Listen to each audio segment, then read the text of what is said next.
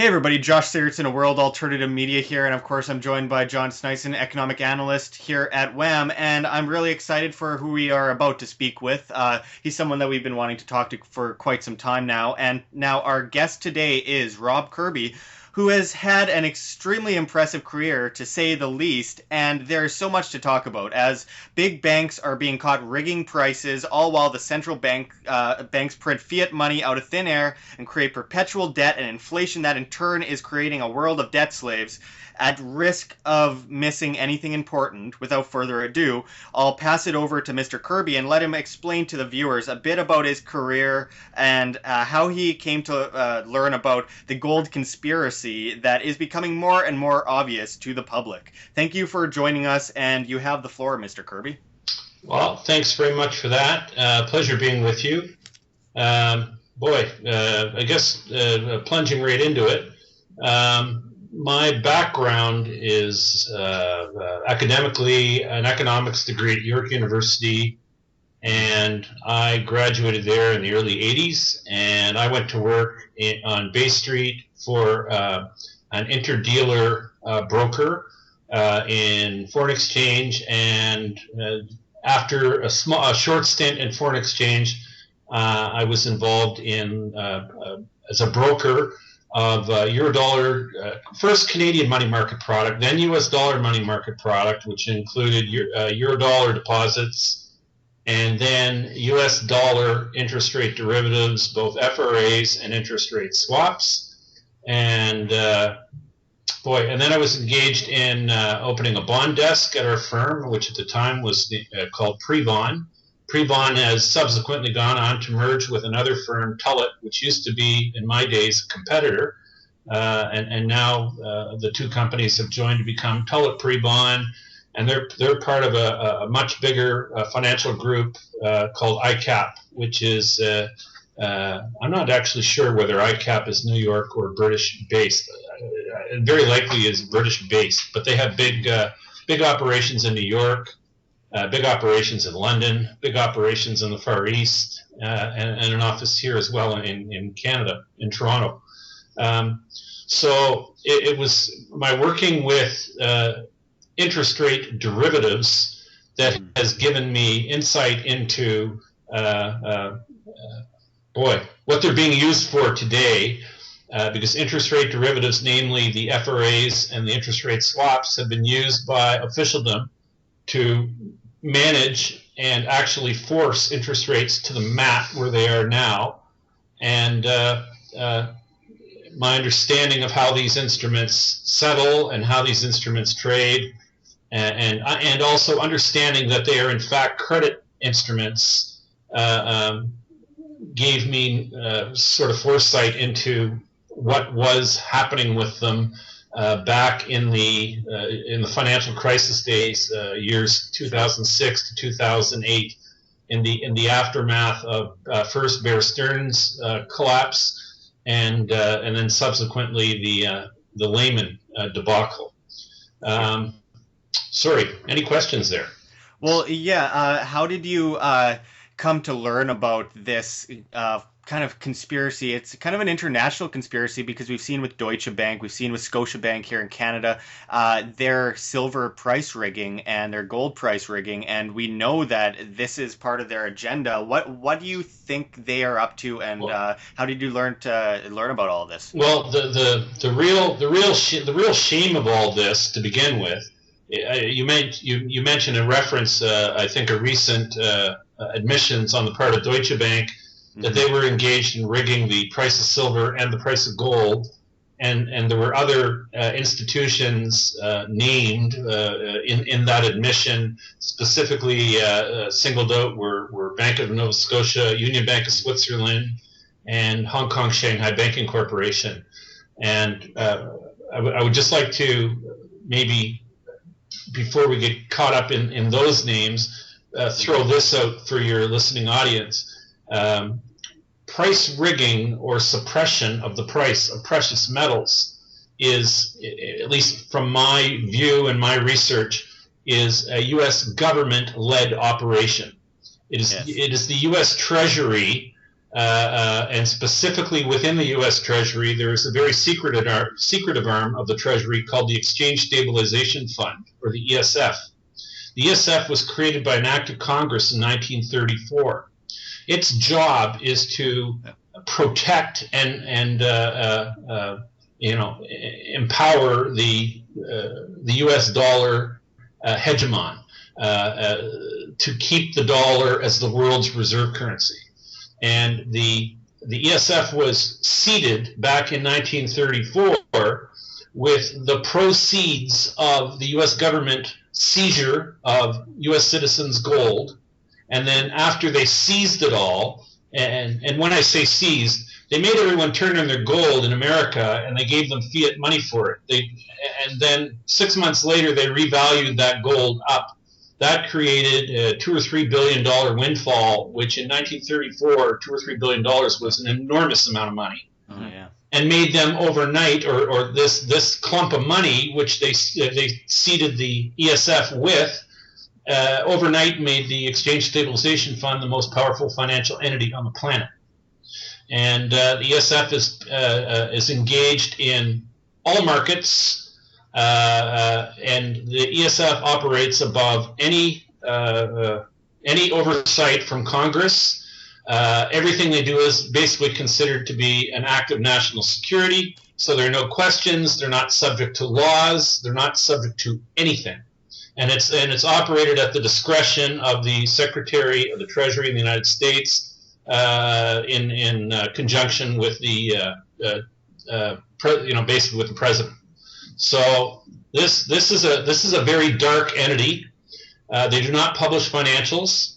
They're subject to no audits, and they do in fact, we know, they engage in everything from illegal drug running to arms sales.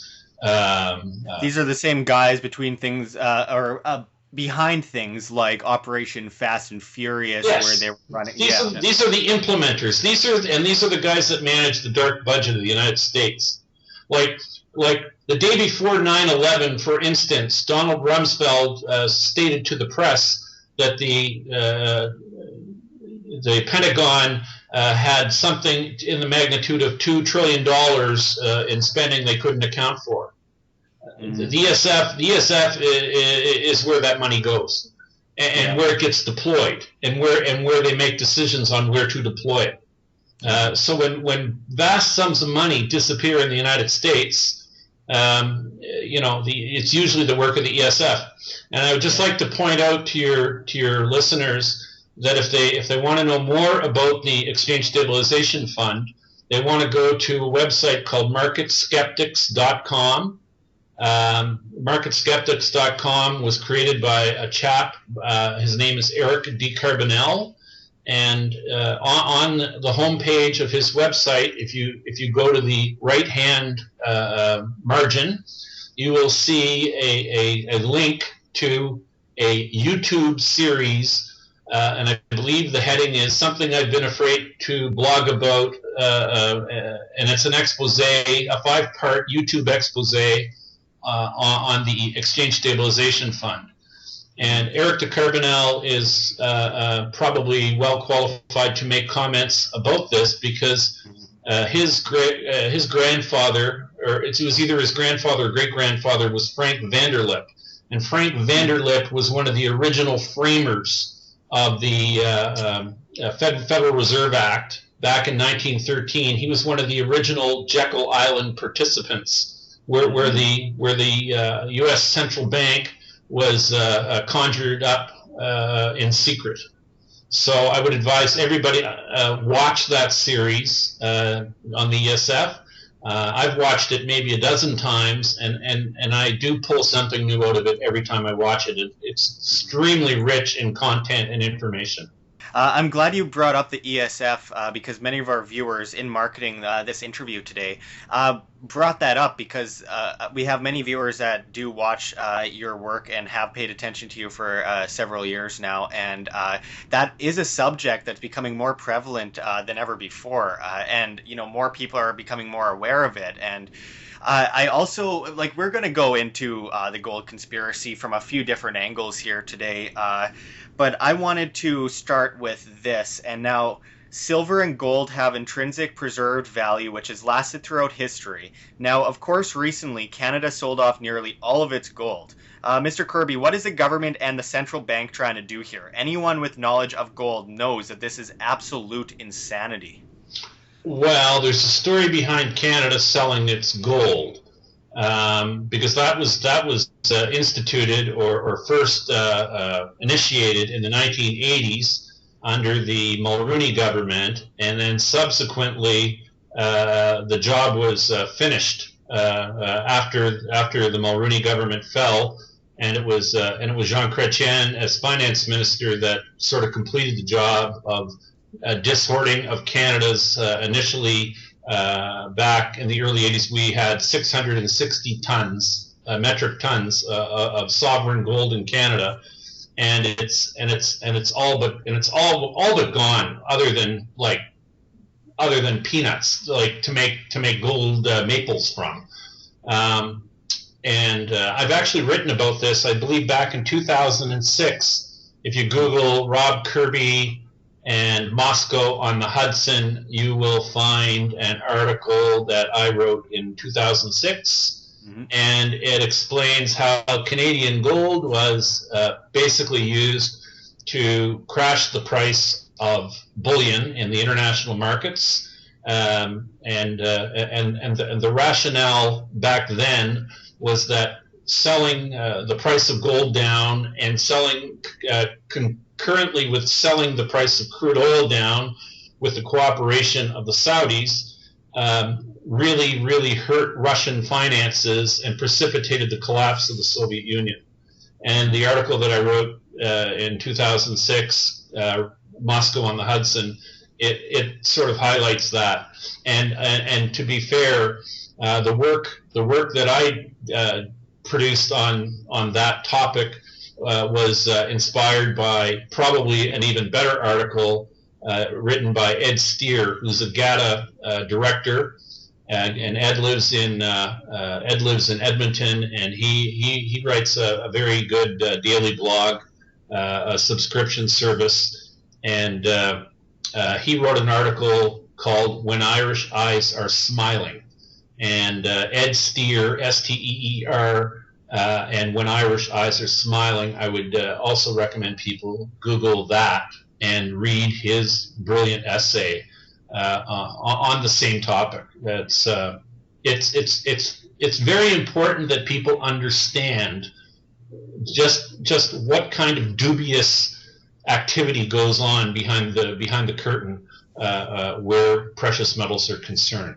And they're utilized literally and even weaponized what they do, and the really quick elevator speech about how gold and oil hurt the Soviet Union by crashing their prices is as follows: the Soviet Union, being a closed economy, or the Eastern Bloc being a closed economy, for all their utopian goals and aspirations, they could not feed themselves because people who farmed in the communist world had no incentive to be productive or to produce extra or more, and as a result, they needed to buy food from the West.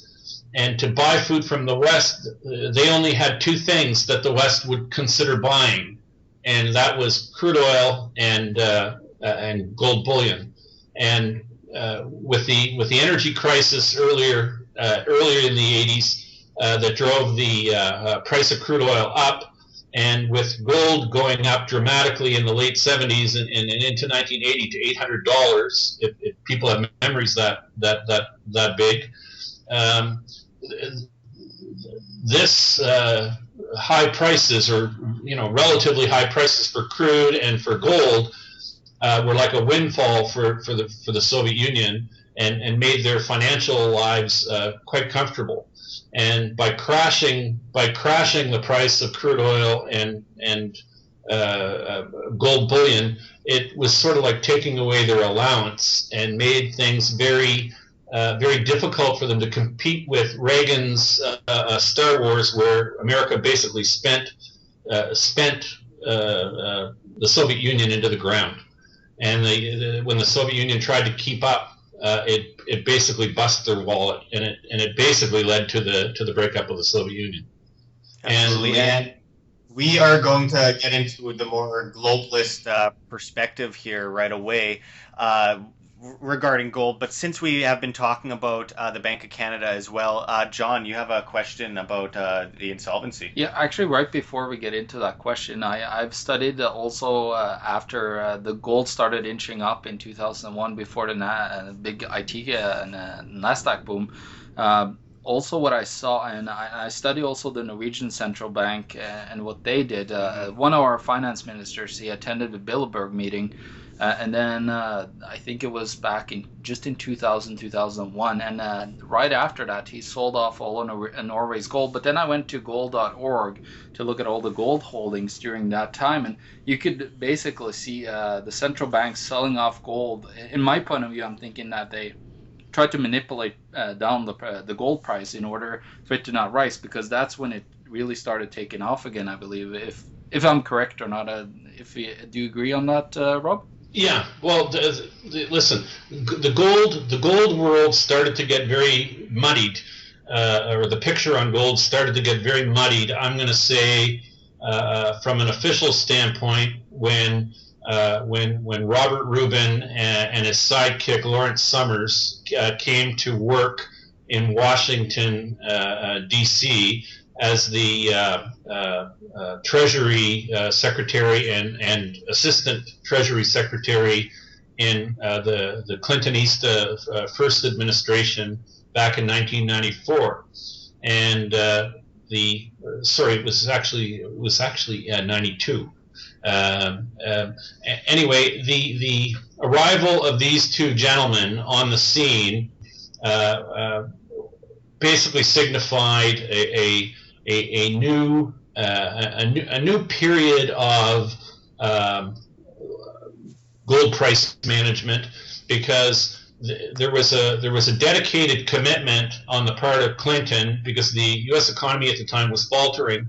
And they theorized that he could spend his way out of the economic malaise that America was in at the time. And there were concerns that if they started spending too much money, the price of gold would rise, possibly dramatically, and it could cause very negative consequences for the U.S. dollar, as the world became very aware that America was spending money in a very reckless fashion. And that's where Lawrence Summers' knowledge comes in, because he did academic work as a professor at Harvard University. It's a body of work regarding a term called Gibson's paradox. And if you Google the name Lawrence Summers with Gibson's paradox, you will see the academic work that Summers produced with another chap by the name of Robert Barsky, and they theorized that you could basically spend money or create money out of thin air, so long as the price of gold was basically held in check or managed. And very interesting that he was brought to Washington at a period in time when Washington was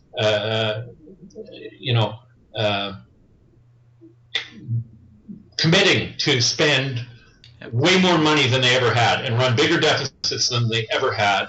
And these things don't happen by, like, there's no way that's a coincidence. Like, these are things that are related, and they're intertwined. So gold price suppression started then. Moving down the timeline from there, we moved to the long-term capital fiasco in the late 90s. I believe it was 1998. And in the long-term capital shenanigans, you had a group of Nobel laureates who had basically set up a hedge fund, And with this hedge fund, they were making extremely leveraged bets and earning unbelievable returns for the people who had put money in their fund.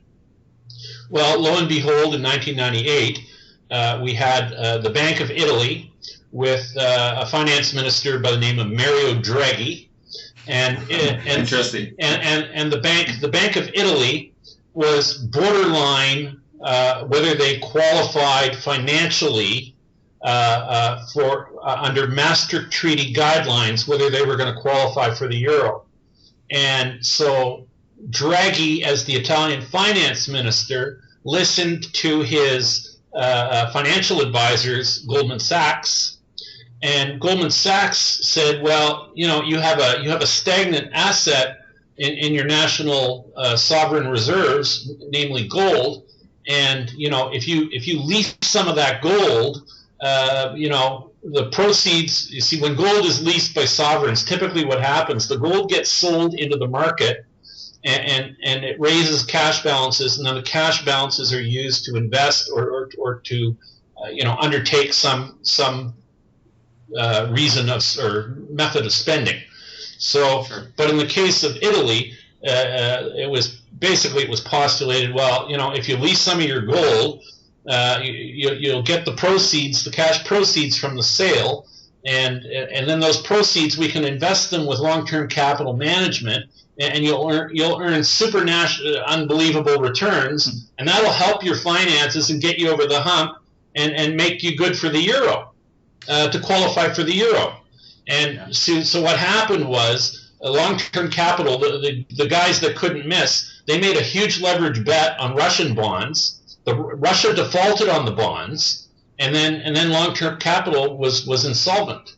And then this had to be worked out very secretively, because if it had ever been disclosed publicly that the Bank of Italy had lost not only a pile of gold because they leased it and took the proceeds and invested the proceeds, the gold's gone now, and then the money's gone, and that would have shown that Italy's finances were in such dire shape they probably would not have been allowed to join the euro, and the euro likely would have been stillborn, because Britain had been knocked out of the precursor to the qualifications for euro began first with the ERM, or the exchange rate mechanism, which morphed into the Maastricht Treaty guidelines. And Britain got knocked out in the earlier rounds by George Soros when he took on the Bank of England and knocked the pound sterling out of a tight band which it had to trade in to meet conditions of the precursor to the Maastricht Treaty. And now, if Italy had been knocked out in the late 90s, the whole idea of the euro probably would have been stillborn. And I'll just tell you something: the globalists were going to have none of that. And that's when we had the chief legal counsel of long-term capital, who happened to be none other than James Rickards at the time. And James Rickards knew very well that Italian gold had been leased and the proceeds had been invested with long-term capital. And Rickards served as the point man, working with the Federal Reserve to make sure that these facts never came to light. So Mr. Rickards is very well aware of how important gold is, which is why Mr. Rickards, in some respects, speaks favorably about gold and speaks bullishly about gold. But Mr. Rickards knows a lot of where all the bodies are buried, and has a lot of dirty laundry that needs to be aired if he's ever to gain credibility in my view, because the man is clearly he's an actor for the globalists. He speaks out of two sides of his mouth. He on one hand he says that the dollar's in trouble, gold is a great go-to thing. But then he'll say that what's going to come after the dollar is going to be something to do with SDRs, where the dollar will be a big constituent. And I think that possibly is wishful thinking on the part of Mr. Rickards, because to me, moving to an SDR regime that Rickards speaks of so often, I think he has a name for it called Plan B. To me, it's sort of like saying, well, we admit the people that currently control the global monetary system have completely failed fraudulently, but we're going to give them a do-over. And the SDR scheme that he references, in my view, is it's tantamount to giving failed criminal people a do-over. And I don't think the people that have taken us down the road we're on right now and to where we're at, I don't think they deserve a second chance. I think they all belong in jail. Yeah, absolutely. Well, you make a really good point there about James Rickards. Actually, I mean, he is 100% an insider. And I know he recently wrote the book, The New Case for Gold, which is kind of a play on words with the original Case for Gold by Ron Paul and I believe Murray Rothbard back in the early 80s, if I am correct. And there's absolutely no doubt that he's an insider. I know that it He's a creation. He's a creation of the CIA. He's a U.S. intelligence establishment hack. I mean, read the man's CV. Listen to what he says about himself. He negotiated the release of American hostages in Iran back in 1980. He's a practicing attorney. He's an author. He's a hedge fund manager. I mean, his CV reads like a cartoon character. His CV would make Bruce Wayne blush. So you're saying that basically he is along the lines of what the CIA would call a limited hangout, where you tell half of the story but not the full story in order to distract people from the rest of the story and the information. Exactly. Exactly. Okay. Exactly. Well, since we were talking a bit into the Bank of Canada, we are going to get into the deep globalist perspective on this issue. But John, you have a question about the Bank of Canada. Yeah, my question is, like, from what we talked about, and I'm pretty sure you would probably agree with me here. Would you say that then the Bank of Canada is basically insolvent? And can you just explain quickly? Actually, believe it or not, no, I wouldn't say that. The Bank of Canada, to begin with, I believe is the only central bank in the Western world that is like owned by the government. You see, the Federal Reserve is not federal at all. The Federal Reserve is a private company. They're as federal as Federal Express, and the Federal Reserve is owned by a group of private banks. Most of them are European. Namely like Rothschild. Rockefellers, the old European banking names. The Bank of England, much the same, and all the European central banks tend to be owned by private interests. The Bank of Canada is actually owned by the Ministry of Finance, which means it's owned by the people, and the Bank of Canada also, by their own charter, is supposed to provide interest-free loans to the government of Canada should they run deficits. But it was Prime Minister Trudeau who abandoned that in 1976. And there's actually a lawsuit working its way through the Comer. The Comer suit, which would basically, if it's successful, could say that all Canadian sovereign debt is null and void. So, well, I would make the loan argument there, which is that back in the 1970s, Trudeau Sr. basically incorporated Canada and made us all basically employees to the Corporation of Canada rather than individual sovereign people. Well, I mean, I can make claims till the cows come home, and in fact, if you want to just take this a little bit further, in Germany. Back prior to World War II, Mr. Hitler he passed a bunch of laws. And some of them were referred to as the enabling laws, and these laws that he passed said basically everything he was doing was fair and legal, and it was all good. But you see, what happened was after his little plan to take over the world failed miserably, and he fell on his face. A lot of German heads of state and top military brass, they went to a place called Nuremberg, and that's where they all tried to plead that they were just following orders, and because they were given the orders by the supreme power, everything was fair and good. Well, the rest of the world didn't see it that way, and many of those people were executed for crimes against humanity. And much of what these monetary hacks, these Keynesian monetary hacks, much of what they are doing to the world right now, in my view, ranks right up there in the crimes against humanity category, because the devastation that their printing of money has wreaked upon the world. It's very difficult to measure, but I'm going to say that the reckless printing of money has financed many wars and many skirmishes where tens of millions, if not hundreds of millions of people have perished. And so that puts these Keynesian monetary hacks right up there with the biggest monsters known to man. So they can say that they passed a law and they said it was okay, but is it really okay? Absolutely. And I love your passion. It's refreshing because we do talk to a lot of experts, and you are definitely passionate about what you speak of. And now I wanted to talk about central banks around the world appear to control governments, and as former Fed Chairman Alan Greenspan has admitted, they're above the law and answer to no one.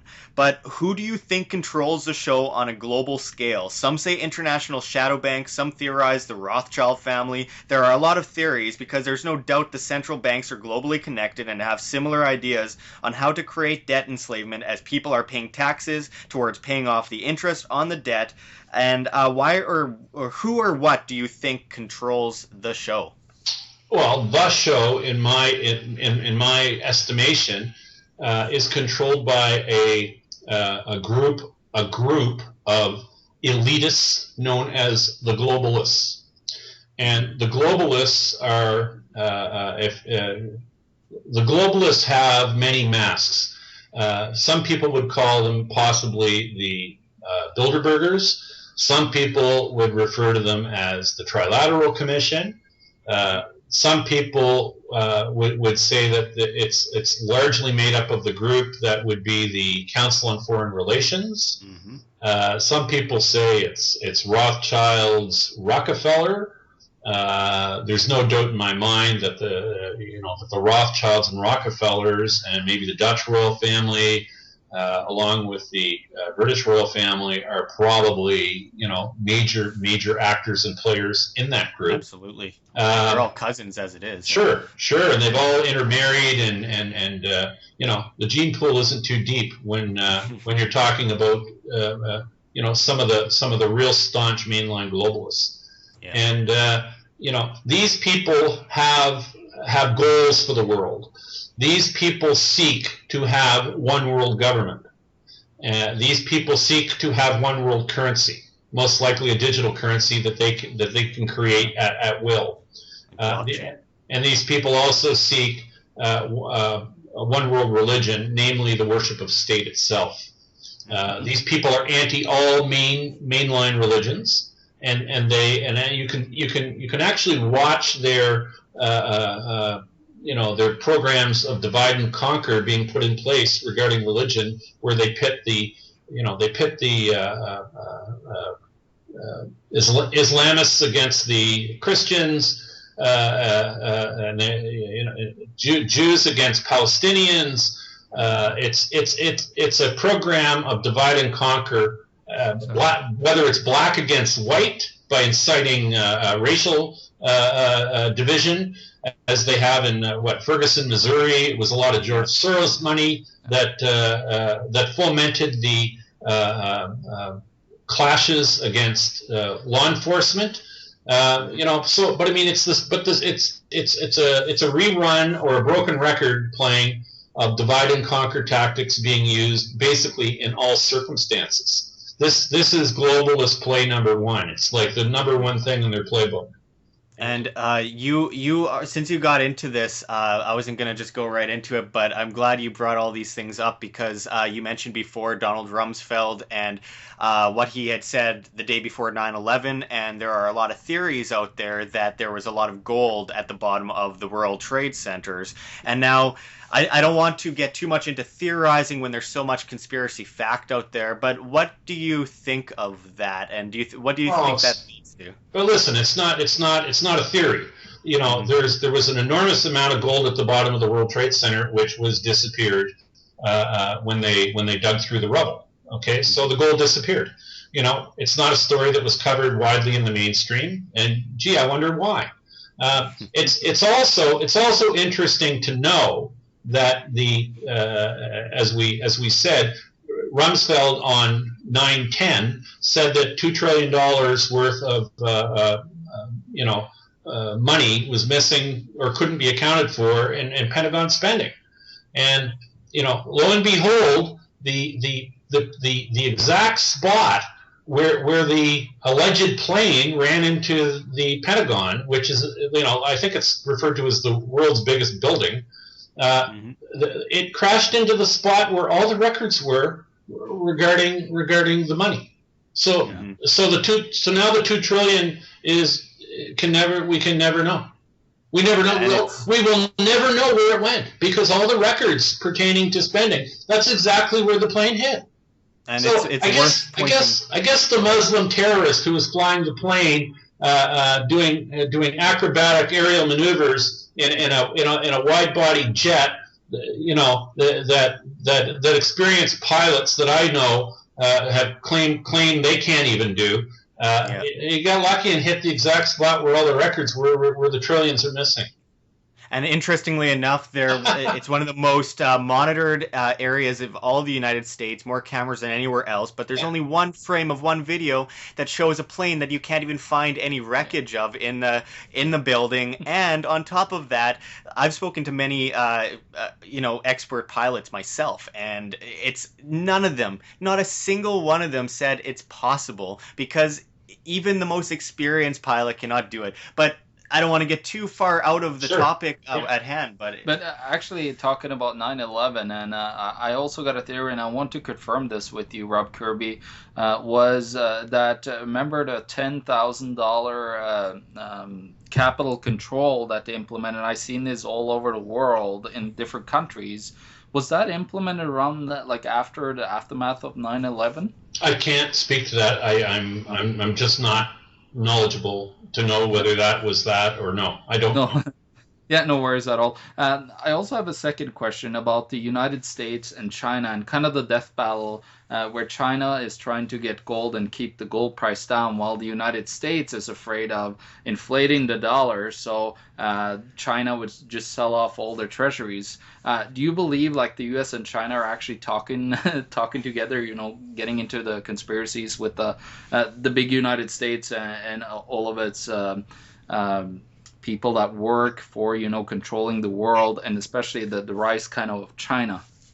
Well, my views, U.S. versus China are more or less as follows. I think China works with America when it's to their advantage to work with America. And when you speak of America, you're really talking about the Anglo-American basically banking complex. Exactly. And the Chinese have not got a lot of trust in the Anglo-American banking complex, because if you have read about or know anything about the Opium Wars, you know that the Anglo-American banking complex completely screwed China and caused China a world of hurt. And the Chinese have very long memories, and the Chinese, the mantra of the Chinese, to my understanding, is that the Chinese look for sustainable methods. The Chinese don't want bubble trade; they want sustainable trade. The Chinese don't want a bubble currency or bubble debt. They want sustainable things in that regard as well, because sustainability and keeping sustainability in China means ultimately, to, at least in my view, to Chinese leadership, means that they get to stay in power. It's when things become unsustainable and that you get radical shifts, and that's where control can be lost, or revolutions can occur. So I don't believe the way the Americans are printing and spending money is consistent with anything sustainable or anything that China would want to sign on to long term. But would I put it past the Chinese to sell paper gold and buy physical gold? I wouldn't put it past them at all. But you see, the demand for gold story is bigger than China, although China is a huge, huge factor in it. India also is extremely hungry for gold. Russia is very hungry for gold. And a bunch of emerging Asian economies are also, very, very desirous to own more gold. And the funny thing is, it's even catching on in the investment world, in the Western world, that people, because the surging demand for refined mint products is growing at a rapid rate, and I'm going to say even a geometric rate. And the amount of gold that and silver that the Earth's crust gives up in a given year, it doesn't change dramatically from year to year, and it's quite finite. And when you have exchanges selling paper ounces to the tune of 2, 3, 4, or 500 ounces of paper for every ounce of gold that gets mined, this is something that maybe you can get away with for a certain amount of time. But it's not really a stretch, or it's not really a big push to think that at some point that becomes unsustainable. And you see, when you've got a price discovery system that sells 500 times what the actual amount of the product is, it creates problems, because typically what happens in such schemes is people demand some of the real thing to justify the price they're paying for the paper. When it seems like there's infinite amount of paper ounces, and you got to understand the price discovery system that we have in place, the way it sits right now, the market can't tell the difference between a paper ounce and a real ounce. Exactly. Yeah. Until people say, I don't want paper anymore, I want real stuff. And that's when bottlenecks occur.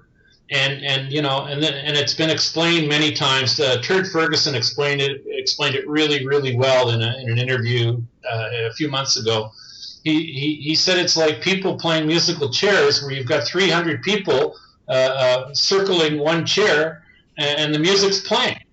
And as long as the music keeps playing, everyone's pretty content and happy. You see, the problem is when the music stops, you got 300 people trying to sit in one chair. And if you've got 300 people trying to get 1 ounce of gold, you're going to have a big problem. And that's when the exchange will be shut down, or they will settle people in cash. And at that point, the precious metals arena becomes cash and carry. And at that point, people who thought they owned gold because they had paper contracts get nothing. They get a bag of fiat. And in which case, that bag of fiat, in terms of purchasing power in precious metal, will be like having a bag of confetti. So this is what will come at some point. No, this is incredibly interesting stuff. It's refreshing to speak with an expert like yourself that isn't afraid to also go into the globalist perspective of things, because many people are afraid to touch that with the 10-foot pole, despite how important it is to the overall story here. And unfortunately, we were running out of time, but I wanted to ask you, most of our guests from all walks of life believe we're about to see a major global collapse within the next few years and a giant rise in gold prices. Will there there be a collapse over the next few years, and will this bring upon a possible world currency, maybe even based on something like blockchain? I think the odds of us having a major global financial calamity, I'd be hard-pressed to think that we get out of the next 2 or 3. I think the next 2 or 3 months, I think the next 2 or 3 years, it's absolutely given. But I think it comes even sooner. I think we're on the precipice of it right now, and it could start to unfurl next week, tomorrow, next month. But we're in the here and now. We're in the window right now where anything could happen. Yeah, many people say that something has been building since about August 24th, 2015, and it's not good. And do you think this is going to lead to the globalists implementing a world currency? I hope we don't have a global nuclear war. Yeah, absolutely. Because, historically, when money completely fails, bankers take the world to war. Yeah. When empires fail, they usually fail with their currency. Yes. And Yes. And they're going to be willing to do whatever it takes. Try to regain power back. Well, they create diversions, and then they blame it on the diversions. So if you've mismanaged your economy into the ground, and if you've been a poor steward of money, you have a big war, and then you blame everything on the war. And we are almost at the 1000th anniversary of paper money coming from China, 1024 AD, and we've seen time and time again, all paper money eventually reverts to its natural value of zero. It always has, it always will. And commodities win. And we can't say tomorrow is going to be the collapse or in 2 weeks or whatever, but we know it's happening, and if it's inevitable, we need to be able to take action. We need to know what we can do to protect ourselves, insure ourselves. Now, Rob, thank you so much for talking with us. How can people find out more about your work and possibly support you in the work you do? You can catch me on the web at kirbyanalytics.com, and I've got an extensive archive of articles on there, numbering probably up around 800 plus. And I don't really write publicly anymore. I do interviews publicly. And the writing I do now is directly sent to my subscribers. Excellent. Well, thank you so much for talking with us. We'd love to talk with you again. There is a world of information out there that we need to tap into, and I thank you for bringing so much incredible information to our viewers. Cheers, and we'll see you soon for sure. It's been my pleasure. Absolutely. Thank you. Okay.